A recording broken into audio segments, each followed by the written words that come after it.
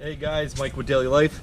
So fishing has been extremely slow, so I decided, I keep telling you guys I'm going to do a review of my fishing kayak setup. So today I figured this would be the perfect day to do it since it's cold, windy, and the fishing just sucks right now. Alright guys, so I'm going to start at the front and kind of work my way back of what I use. I haven't been kayak fishing very long, but I've just learned a lot that's kind of worked for me.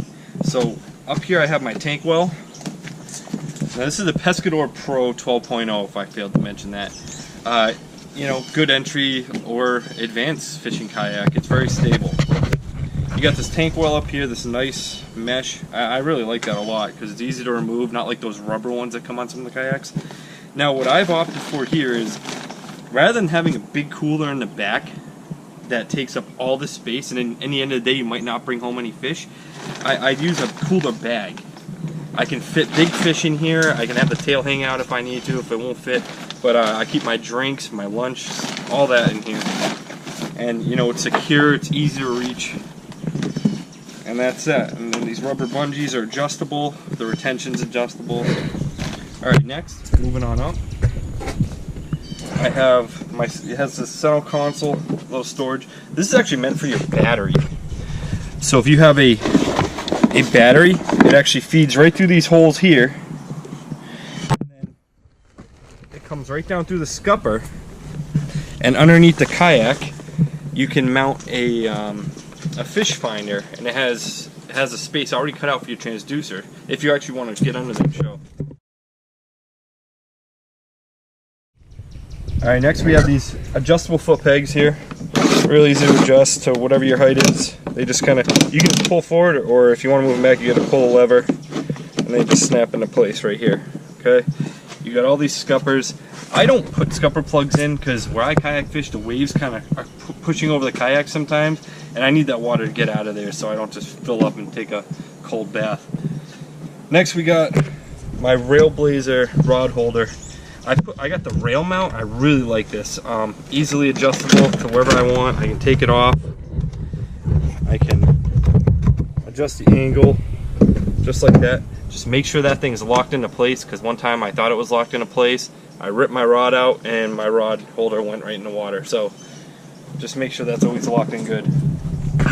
Right here there's a space for a tackle box, but I don't really use it for anything. I just kind of put my fish grips in there. See, it comes right out. It just locks in with these bungees.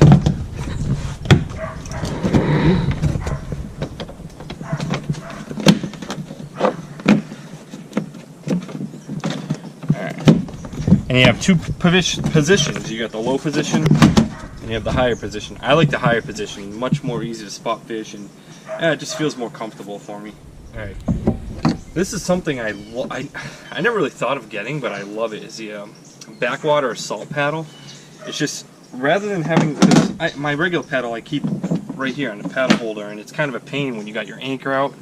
If I got to make some minor adjustments, you just grab this out, you paddle around. You can use it as a cutting board, just to push off of things, or it's got the hook so you can hook onto things. I really like it, you know, and I keep it right here. It's come in handy a lot more than I thought I was going to use. Alright, next, right here we have these two completely useless rod holders. Well, I wouldn't say completely useless. This is what I use these for. My net, if I need to quickly store my net, or my anchor. My anchor fits perfect right here. I'll put my anchor here, it's great. Stick it there, then drop it in, and it actually works better for my anchor than it does for rods. Alright, next we have the hatch cover that it gives you access to the entire hull. I'll remove my bucket real now. Now, this is a few drops, actually some drops of water in there.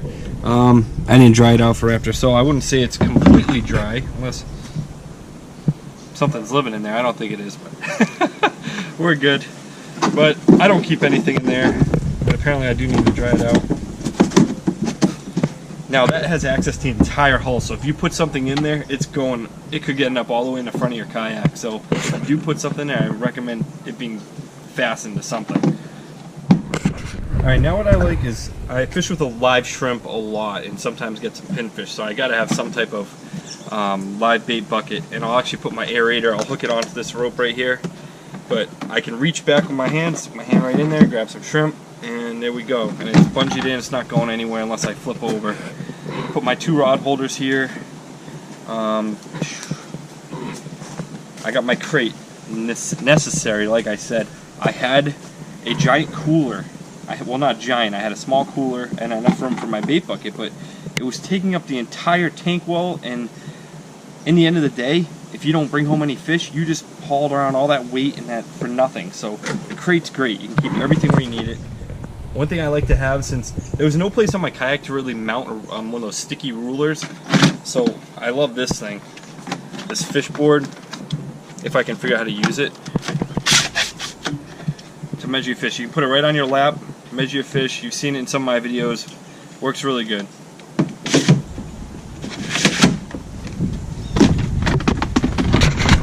I keep some of my tackle boxes in here. They're waterproof. Necessary to have waterproof. I got a little toolbox thing in here. I put all my tools I need, fish hook removers, pliers, things like that. Waterproof storage bag. He's bungeed down to a carabiner. My anchor, like I said, I usually keep it here. Waterproof shoes, really dorky looking, but man, these function well. Some extra rope if I have to extend my anchor. Alright, so one thing I never really had, and I find it very useful, is having a net. This thing's so lightweight, and it doesn't really add any weight to my kayak, but I find it way easier to land fish.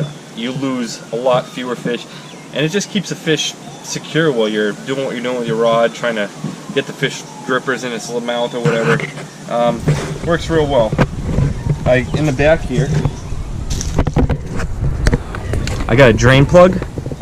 So if you got a tip your kayak drain plug, it's got the screws for a rudder if you want to mount a rudder. Absolutely, like, this is probably the most important thing other than your paddle and a seat is an anchor trolley. So this is a Yak Attack anchor trolley. I watched a lot of YouTube videos and just figured, man, this is great. So it allows you to be able to put your anchor towards the forward or the back of the kayak depending on which way the current's taking you, and it's really great. And it just latches in here. This little switch lets you lock it so it can't go anywhere.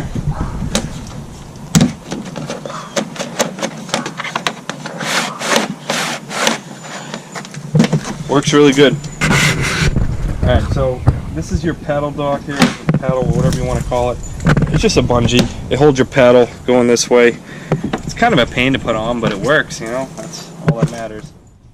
So when I record my fishing videos, I don't have a crazy setup. I try to keep things simple.